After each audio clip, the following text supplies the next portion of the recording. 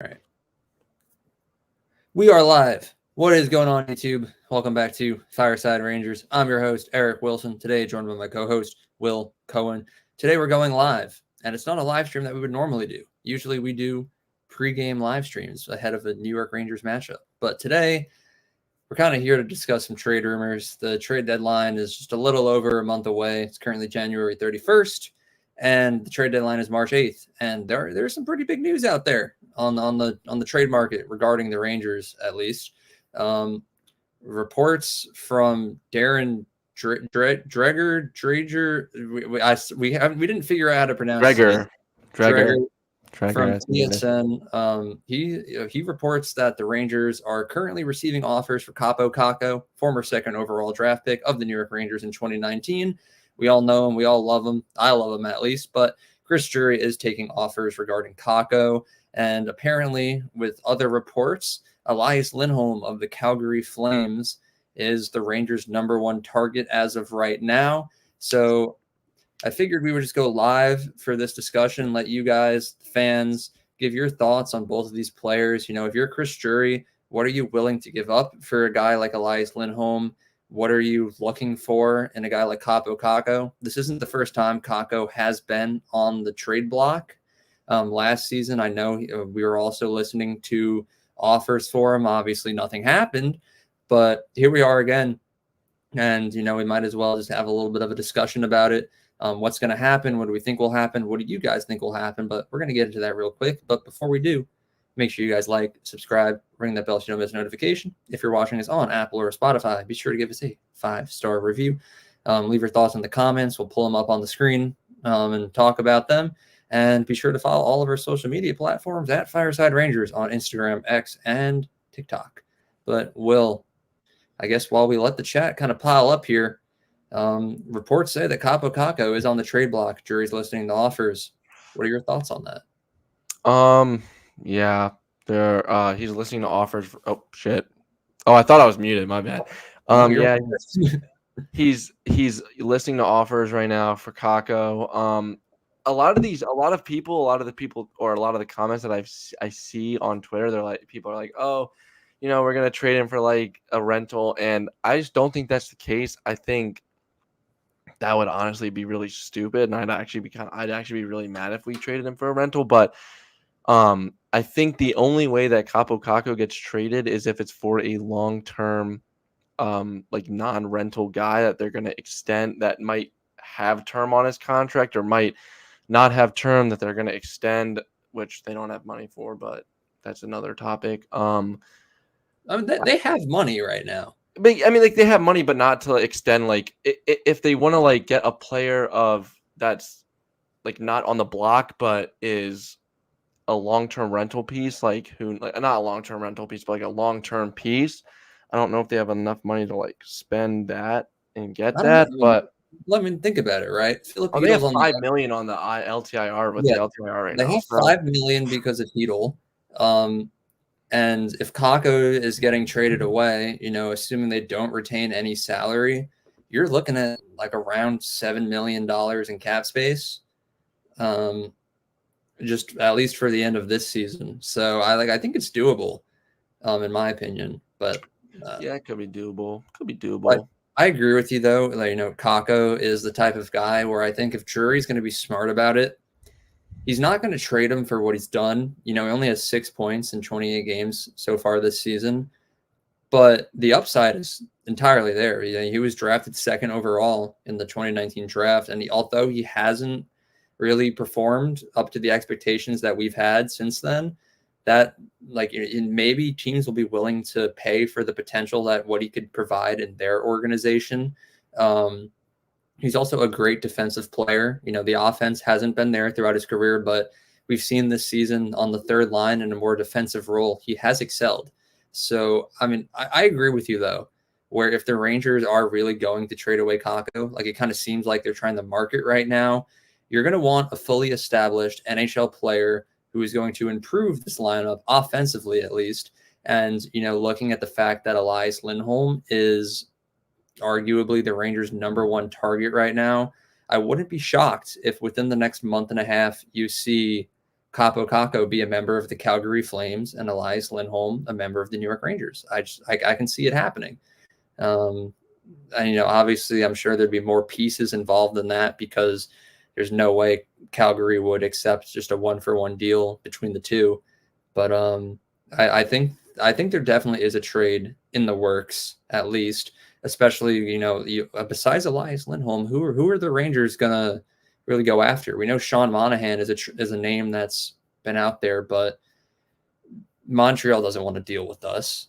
Chris Drury is like the most hated man in Montreal. So, like, I don't even know if Drury would even want to trade for Monahan because they're asking for a first-round pick. Like, that is way too much for Monahan, and no. even Canadians fans think they're gonna get Kakko back in that. Like, no, that's not how it works. Like, Monahan is not worth a first-round pick. He's probably worth a second at best.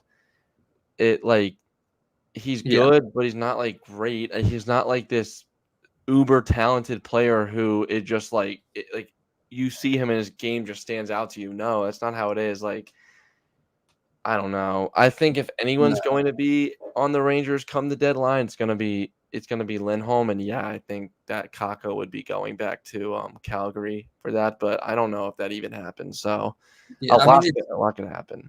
At this point, it seems like the likeliest option. When it comes to Monahan, at least, and Kakko, I would prefer keeping Kakko over giving him away for Monahan. Like, just comparing the two players, I prefer Kakko.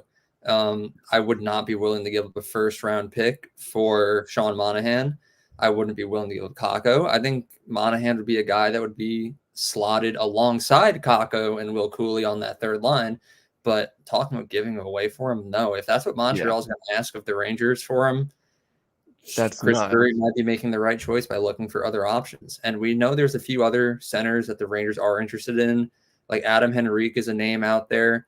As much as we hate him as Rangers fans, I wouldn't hate to see him become a Ranger. It's come out that there's rumors that the Ducks want a first-round pick for him too. So, I mean, there's just it's a buyer's market right now, I guess. So, well, I think that's the most important thing.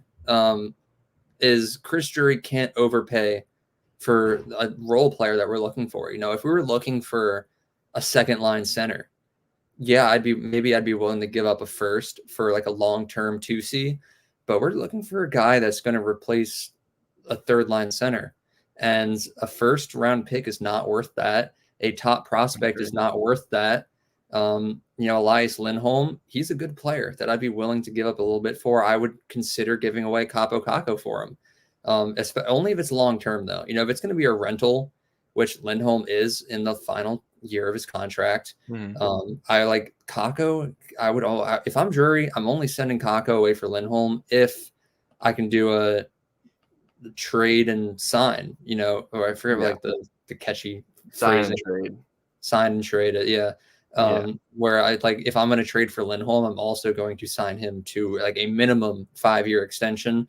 The guy's 29 years old, so I don't want to lock him up for too long and too expensive. But I don't know. We'll see what happens. We got some people in the chat here, so thank you to everyone who's joining us right now. Jack says hello, good evening. Roderick says, hey guys, how's it going? We got Babushka here in the chat. He says Monahan is better than Kakko and is good for 4 more years. See, me personally, at least, I disagree. Where I think Monahan, he's a great player, but I think what Kakko provides to the team, the Rangers, is a lot better for what the Rangers need right now, where they have their offensive superstars. They have Artemi Panarin, who's going to produce a lot of points.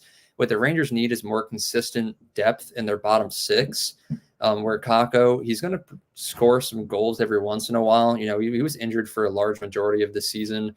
The first portion that he was playing in before he was injured, he was playing alongside 2 guys who were also playing bad. So I don't really like to criticize him too much on that. But recently, since he's been back, he's been good. He's scored a few goals. He's played great defense. And I think he's been a great role player. And me personally, if it came down to a 1-for-1 trade, Kakko for Monahan, if I'm Chris Drury, I'm declining that trade. I'm only going to trade away Kakko if I see a significant improvement. But that's just my opinion. And you say Monahan's good for 4 more years. Kakko is like 22 or 23. He's good for another 10 more years, in my opinion. But Sean Monahan's 29. Like, yeah, I mean, like, I saw a tweet the other day that was like, they say that the prime age of an NHL player is from 24 to 28. The Rangers have, I think Filipino was the only player within that range that we had. Yeah. So now we don't have anyone in that age. And I know it's all like arbitrary, like Artemi Panarin is like 32 and he's playing the best hockey of his life right now. So it doesn't really apply to everyone. I think it's like the average age or prime, pretty sure. Yeah. So I mean, like, I don't know. I would like, when it comes to the 1-for-1, Monahan and Kakko, I'm picking Kakko, and I might be a little biased because I love Kakko. He's my second favorite Ranger at the moment. But like, I don't know. I see the upside in him defensively, and I see that young age where he still has room to grow, you know, like excluding any future injuries like we saw this season. But that's, I mean, I don't know. Will, how do you feel on that 1-for-1?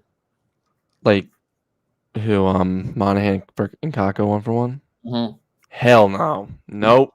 No. Yeah. You're choosing Kakko, right? Yeah. I mean, like, I mean, I think that's pretty easy to choose there. I just think, like, I mean, if you think about it, and I know, like, this is how GMs sort of think, it's like Kakko is a former second overall pick, and, you know, and he has the potential. Like, yeah, he's not showing it in New York, but a team could take a chance on him, like in like you center a package around him for something like a long-term guy. But, you know, a team that's young, let's say like the Anaheim Ducks. I'm just using this as an example. I'm not saying, you know, the Rangers are going to get anyone from there, but like, let's say, I know Zegras was a name that's been thrown out there on the trade. He might get traded. Let's just say the Ducks approach the Rangers, and if you're the Ducks where you're at right now in your rebuild, you're thinking, okay, well, here's this kid who's not playing well with y'all, but maybe a change of scenery with us is going to help. There's not as much media attention on him, you know. So that would be like an ideal situation for Kakko. But if it's Montreal, like, no, I'm just not. Like, I don't know. 1-for-1 for Monahan just doesn't appeal to me as a good trade. Like, if you're trading Kakko, it has to be worth your while. I'm not even talking about just like a trade, like a mock trade 1-for-1. I'm just saying like player in general. Just like player comparison.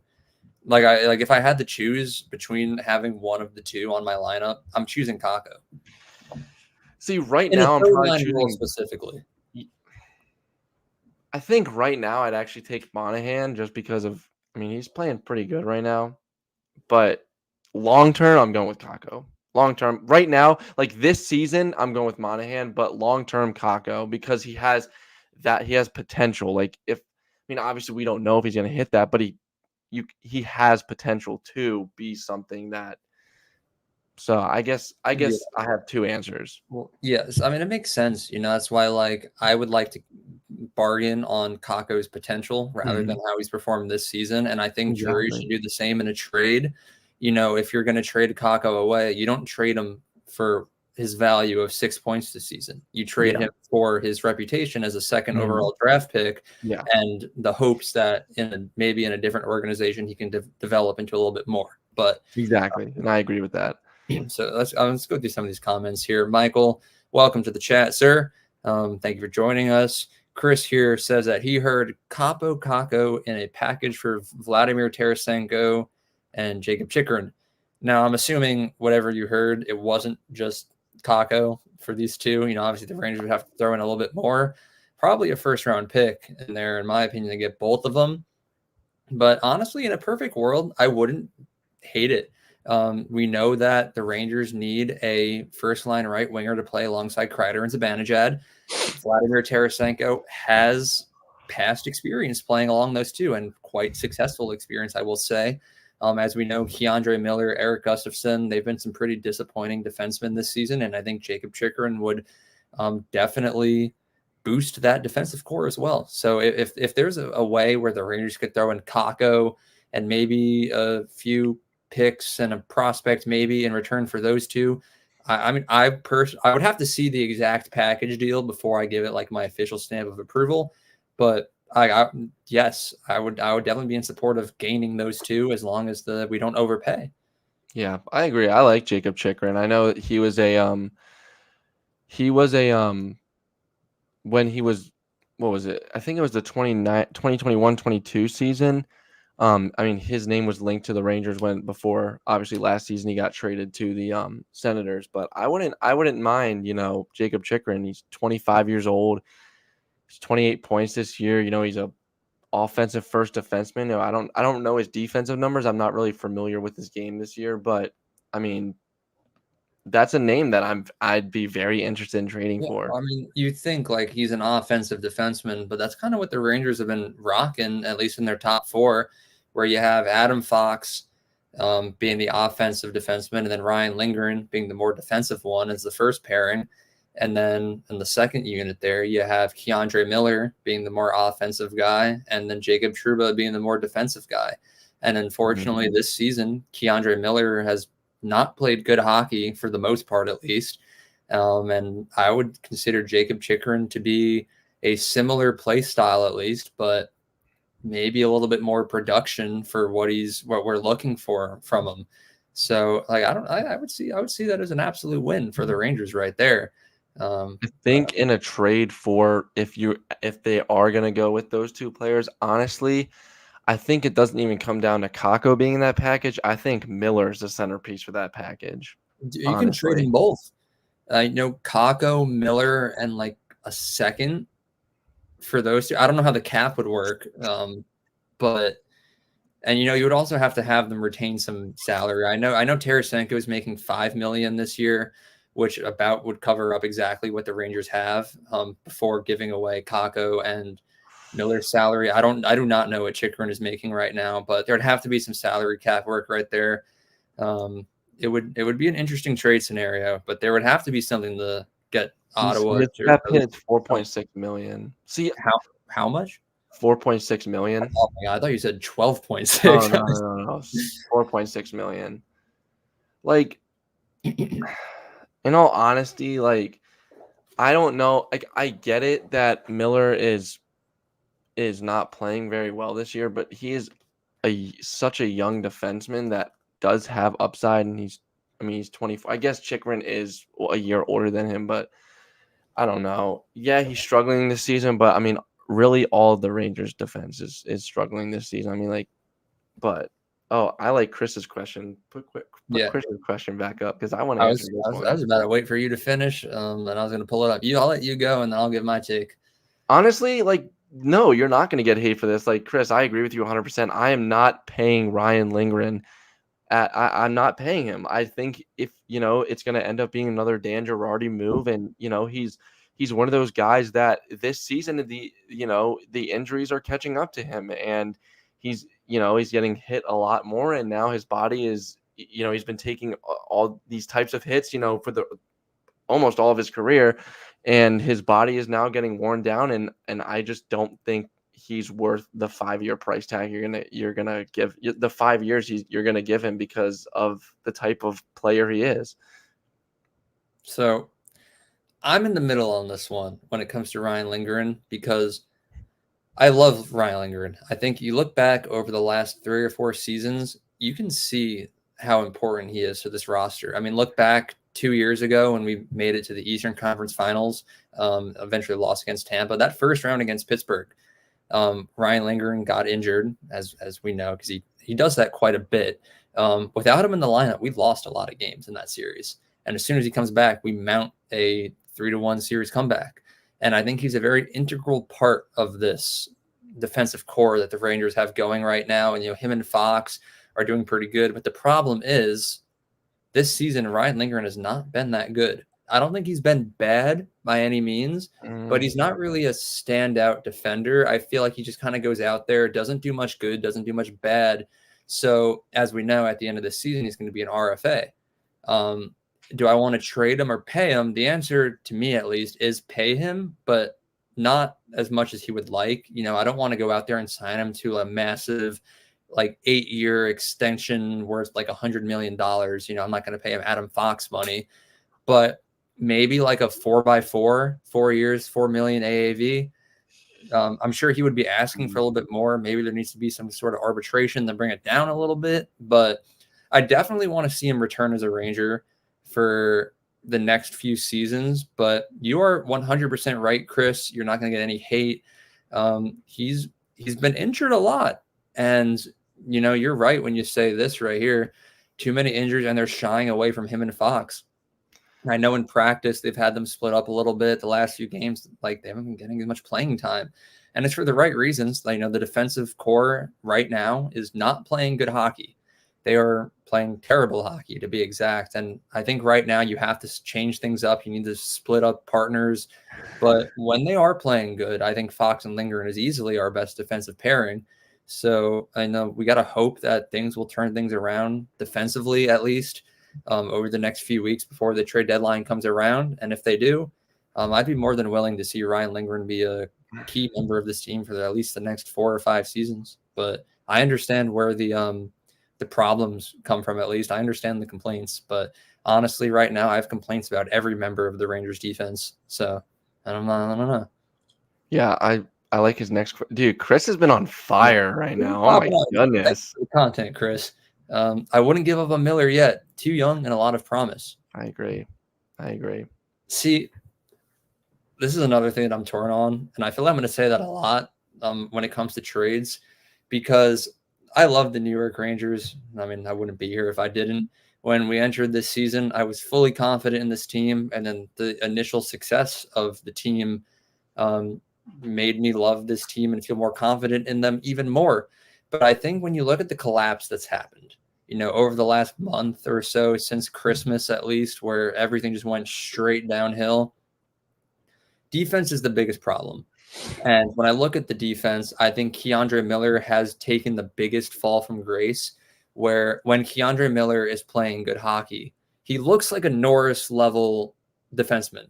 But when he's not at the top of his game, it's like really bad. It's not justifiable, the plays that he makes, and it's so inconsistent that it's driving me insane. And my biggest fear, at least, is that in, like, let's say it's game 7 of the Stanley Cup Finals, and then K'Andre Miller decides it's going to be one of those games where he's going to cause 2 goals against.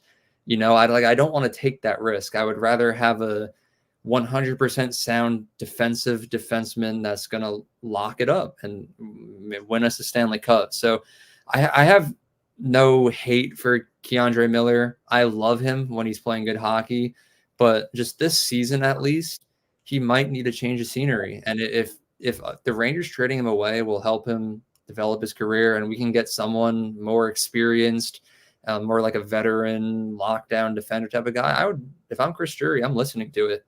And I would be more than willing to make that trade. I don't know, though. And it sucks to say, because I've said this in a few episodes. K'Andre Miller is my mom's favorite player. So when my mom likes him, I got to like him too. And I love him. But, it's a business, and he's hurting the team right now. And then, like you said, Will, a few episodes ago, if you're not performing well at your job, you're out of here. And that might be the case in the next few weeks, but we'll see.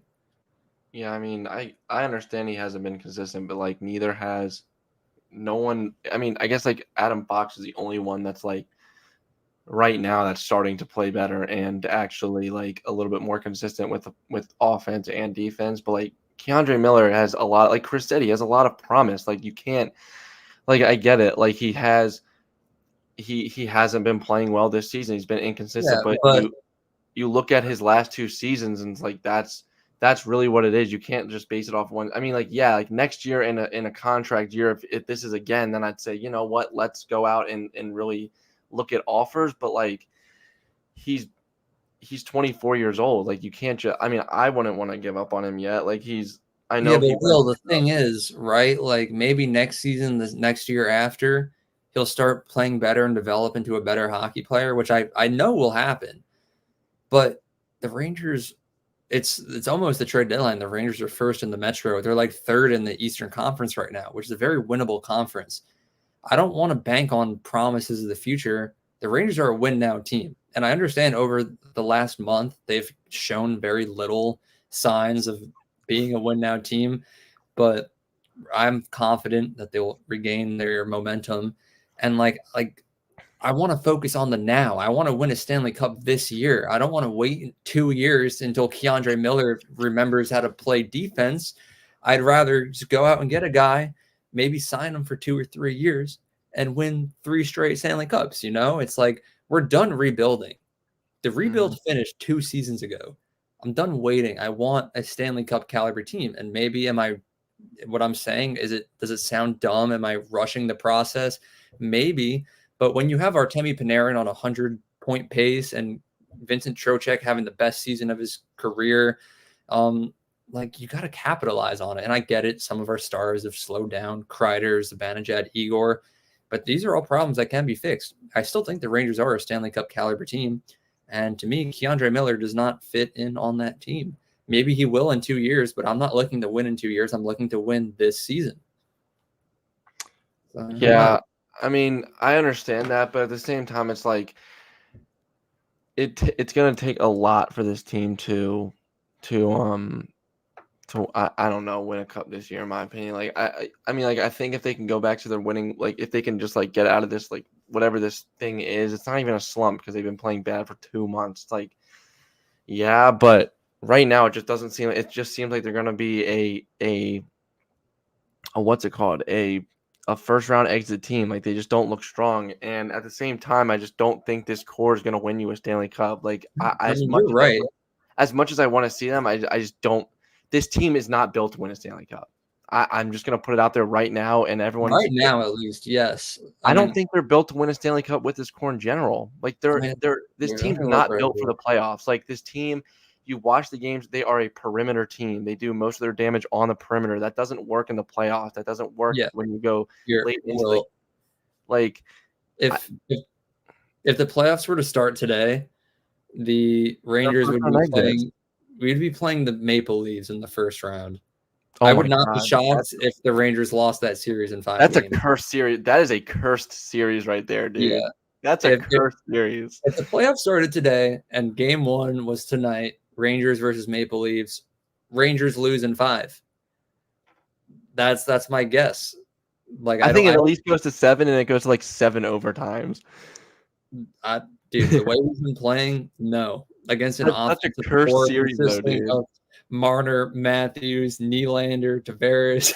That's such a curse. Like that's actually such a curse. Like that's a cursed playoff series, dude. Like I could see every single game going to like 10 overtimes because both teams just want to lose. Yeah, I don't know though, but let's go through a few more of these comments because this is gonna be a little bit of a shorter live stream. We'll probably wrap up in the next like 5 minutes. Let's see the 3D creeper here. That's a good one. I'm kind of way too attached to the players on this team and don't want to see any of them traded away besides maybe Wheeler, Pitlick, and Goudreau. Obviously, Goudreau and I kind of like Wheeler now. I've switched up. Like Goudreau can bye-bye. Like I don't care. Wheeler, I think, he can serve his purpose as long as he's on a third line role. Whenever the Rangers have him on the first line, I'm like, stop it, like send him down. But on the third line, he's not bad. Pitlick, I think, as a fourth liner, has been decent. He hasn't shined. He hasn't disappointed. I don't really have much bad to say, but I'm attached to every member of this Rangers team. You look back the episodes we made very early on this season, we've just talked about how much we love this team and loved every single player. Everyone was contributing, but like we say, at the end of the day, it is a business, and at a certain point, players are going to come and go. And in my opinion, at least, there are only 3 untouchable players that the Rangers should never consider trading away. And that is Artemi Panarin, Adam Fox, and Igor Shesterkin. There are some high-profile names like Kreider, Zibanejad, Trocheck that probably won't be traded away. But, if something crazy happens and Chris Drury can work out like a magical deal, like Mika Zibanejad for David Pastrnak, boom, take the deal. Obviously it's never going to happen, but if like that deal came across for Artemi Panarin, I'm still saying no. So like those are my 3 untouchables: is Panarin, Fox, Igor. Anyone else, right deal comes across my way, I'll consider it. or at least think about it. At least I don't know, but like, Will, who are your untouchables before we wrap things up here? I hate that I'm going to say this. Well, no, now that I'm thinking about it, the right trade for Panarin would have to come to me. But I'd say Panarin, Fox, and Igor. I don't care that Igor's struggling right now. I really don't. Like, I think goaltending in the league is down right now. Like, it's just down right now. Sorokin's not playing very well. Saros isn't playing well. Vasilevsky's not playing well. Like, it's not just Igor, so I'm not worried. But like, I think my untouchables right now are the same as yours, actually. Yeah. Now, like the only way on earth I would ever consider trading and Trocheck. Let me put Trocheck in there too. I would still consider a trade for Trocheck. Like, I'd have to get the right deal for him. I like that man, dude. No, it would have to be the right deal. That's why I say the untouchables are those three, but like the high profile names like Trocheck, 99% chance not going to be traded. But like all hail Chris Drury if he can find a way to trade Vincent Trocheck for like Leon Draisaitl. Obviously, you take that. Oh hell yeah, I would take that. Yeah, I mean, like obviously. I think anyone would take that. Eric here says Mika untouchable. You know, like normally I would agree with that, but look back at the last 20 games of the season and show me, like, you can DM me on Instagram at Eric Wilson. If you can send me 5 Mika Zibanejad highlights within the last 20 games played, I will agree that he is untouchable. Send him hate too. Send Eric hate. Send me hate. I don't care. Like, but I love Mika Zibanejad with all my heart. He's one of my favorite Rangers. But at the end of the day, you might got to trade him if he's not playing well. Like, I don't want them to, but it might happen. But that about wraps up today's episode of Fireside Rangers. Thank you to everyone for joining us in this live stream. Make sure you guys like, subscribe, ring the bell so you don't miss a notification. If you're watching us on Apple or Spotify, be sure to give us a 5-star review. Continue to leave your thoughts down in the chat because we'd love to hear your thoughts. Sorry to wrap it up so quickly, but I had the 6:30 deadline. We pushed a little bit too late. And lastly, be sure to follow us on all of our social media platforms at Fireside Rangers on Instagram, X, and TikTok. Once again, have a good night. We'll be back tomorrow with more daily Rangers content. And I'm just going to say these last two really quick. What are you guys smoking? You wouldn't trade Breadman for Draisaitl? Nah, I love Panarin. Panarin and his bald head are so beautiful. Sorry, Frank. I agree that Mika slowed down the last month, but usually starts playing great hockey for another month straight. 3D Creeper, you're 100% right. Mika March is right around the corner, but we'll see. I'm a little frustrated with the slow starts all the time. Just better wrap up. Thank you to everyone for watching once again. Have a good one, and let's go Rangers.